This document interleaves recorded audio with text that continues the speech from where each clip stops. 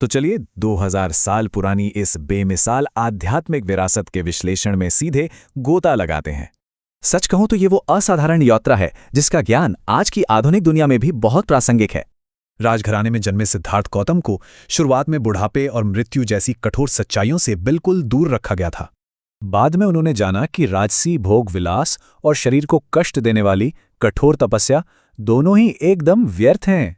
उन्हें जल्दी ही एहसास हो गया कि ये चरम सीमाएं सिर्फ शरीर को तोड़ती हैं और मन को भटकाती हैं। इसीलिए इन अतियों को छोड़कर उन्होंने एक बिल्कुल संतुलित रास्ता यानी मध्यम मार्ग अपनाने का पक्का फैसला किया। फिर बोधि वृक्ष के नीचे गहरे ध्यान में बैठकर उन्होंने जीवन के सबसे बड़े सत्य को खोजने की ठान ली। और फिर सुबह की पहली किरण के साथ ही सांसारिक मोहमाया टूट गई और वे आधिकारिक तौर पर बुद्ध कहलाए। यही वो पल था जब उन्हें निर्वाण मिला। उन्होंने समझ लिया कि सब कुछ नश्वर और आपस में जुड़ा है। तो सवाल यह है कि इस महान जागृत आत्मा ने इंसानों को दुखों से छुटकारा पाने के लिए क्या सिखाया? इसका जवाब मशहूर 4 आर्य सत्यों में है।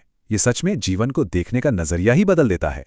पहला सत्य बिल्कुल साफ है। ये मानता है कि जीवन में दुख और न खत्म होने वाली इच्छाएं मौजूद हैं।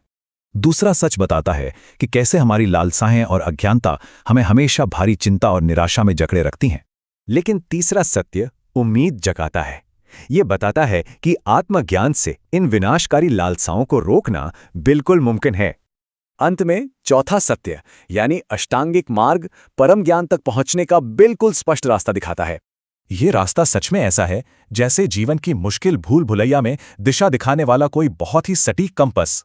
इसमें ध्यान लगाना और खाते या चलते समय सचेत रहना शामिल है, जो वर्तमान में जीना सिखाता है।